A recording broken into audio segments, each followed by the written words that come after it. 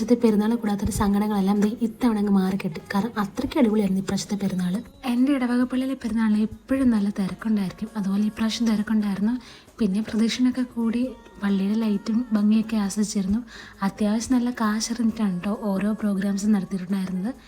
രാത്രി പെരുന്നാളിൻ്റെ അന്ന് ലൈറ്റ് ഷോയും ഫയർ വർക്ക്സും ചെണ്ടമേളവും ഒക്കെ ഉണ്ടായിരുന്നു. പിന്നെ അതുപോലെ പിറ്റേ ദിവസം ബെഡായ ബംഗ്ലാവിൽ ആൾക്കാർ വന്നിട്ട് ഷോ ഉണ്ടായിരുന്നു. അതിൻ്റെ പിറ്റേ ദിവസം റിമി ചേച്ചിയുടെ പ്രോഗ്രാംസ് ഒക്കെ ഉണ്ടായിരുന്നു.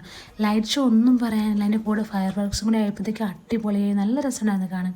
ഇത് പിറ്റേ ദിവസത്തെ പ്രോഗ്രാമാണ് കേട്ടോ. നമ്മുടെ പള്ളിയിൽ എപ്പോഴും ഉള്ള പരിപാടിയാണ്. പൂജരാജാക്കന്മാരുടെ കുമ്പിടിയിൽ കറക്റ്റ് 1 മണിക്ക് തന്നെ നടക്കും.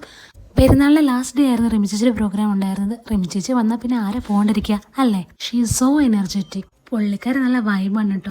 അങ്ങനെ നമ്മുടെ 1 and only റിമി ടോമിയുടെ പ്രോഗ്രാമിനോട് പെരുന്നാൾ അവിടെ അവസാനിച്ചു. അപ്പോൾ അത്രയുള്ളൂ. Bye bye.